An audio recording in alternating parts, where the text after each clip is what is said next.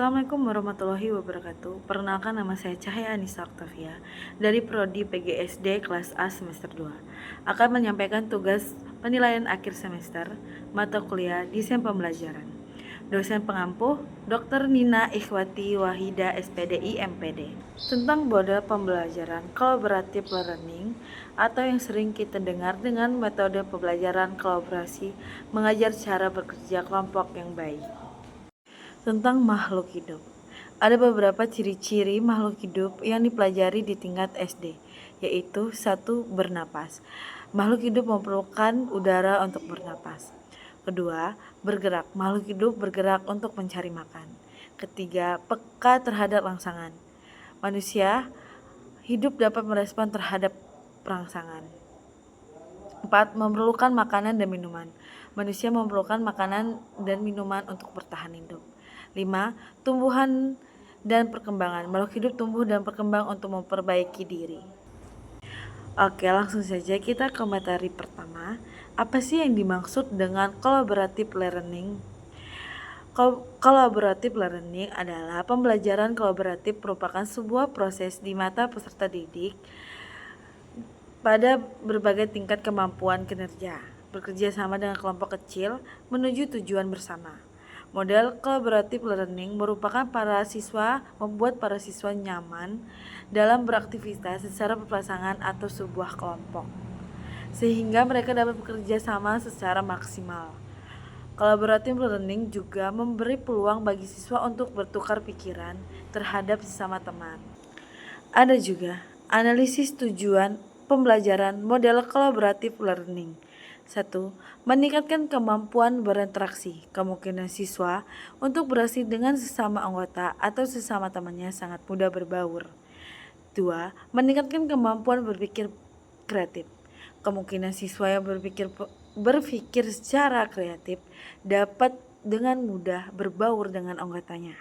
3. Meningkatkan kemampuan mengingat. Dapat meningkatkan kemampuan siswa untuk mengingat lebih lanjut mata pelajaran yang telah mereka pelajari. 4. Meningkatkan kemampuan keterampilan. Kemungkinan siswa untuk mengembangkan keterampilan seperti keterampilan berpikir kritis, keterampilan komunikasi, dan keterampilan kerjasama. 5. Meningkatkan kemampuan sifat. Sifat secara baik atau buruknya siswa bisa mengimbangi.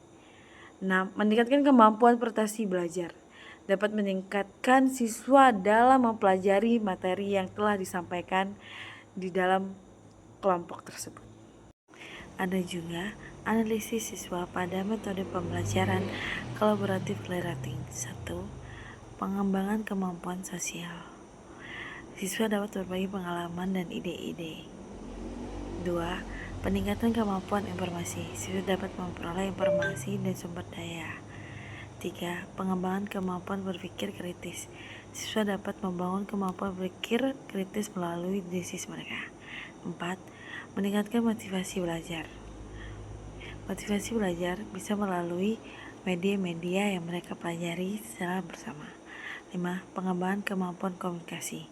Mereka dapat berkomunikasi secara baik. Ada juga media pembelajaran model collaborative learning. 1. Media eksperimatika. Dalam penelitian, model collaborative learning berbentuk media eksperimatik terhadap literal ilmu pengetahuan alam siswa sekolah dasar. 2. Media dadu dan pohon ilustrasi. Dalam penelitian, implementasi model collaborative learning dengan media dadu dan pohon literasi pada kelas 2 SD Sukadana Pasar. 3. Media interaktif. Dalam penelitian, media pembelajaran interaktif menggunakan metode collaborative learning pada mata pelajaran pendidikan sekolah dasar. Ada juga analisis teknologi dalam model pembelajaran kolaborasi learning. 1. Penggunaan media digital seperti video, gambar, dan animasi. Kedua, penggunaan platform kolaborasi seperti Google Chrome, Microsoft atau Padlet. 3. Menggunakan alat analisis data seperti Excel atau Google Sheet. 4. Menggunakan aplikasi pembelajaran seperti Duolingo atau GetPract. 2. Tujuan pembelajaran. Tujuan secara umum pada mode pembelajaran collaborative learning pada tingkat SD. 1. Meningkatkan partisipasi siswa. 2. Meningkatkan hasil belajar. 3. Meningkatkan kemampuan sosial. 4. Meningkatkan literasi informasi. 5. Meningkatkan kemampuan berpikir kritis. 6. Meningkatkan kemampuan komunikasi. Dan juga ada instrumen. 1. Tujuan pembelajaran.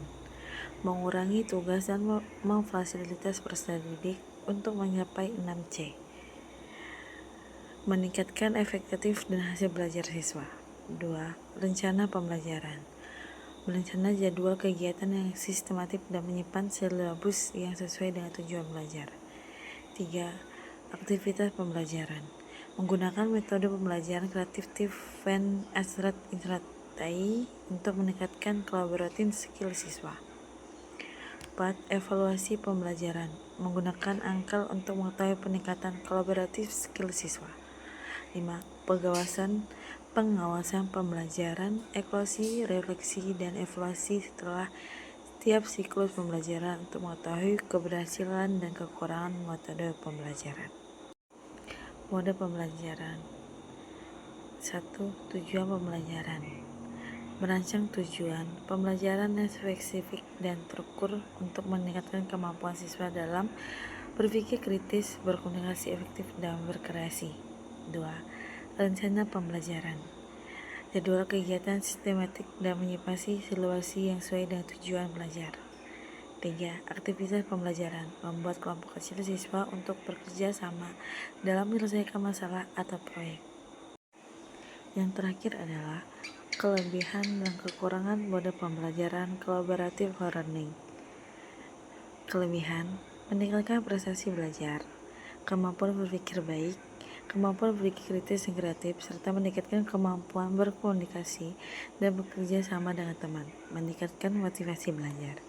Sedangkan kekurangannya adalah keterbatasan sumber daya, terbatasnya waktu, dan terbatasnya kemampuan guru. Terima kasih.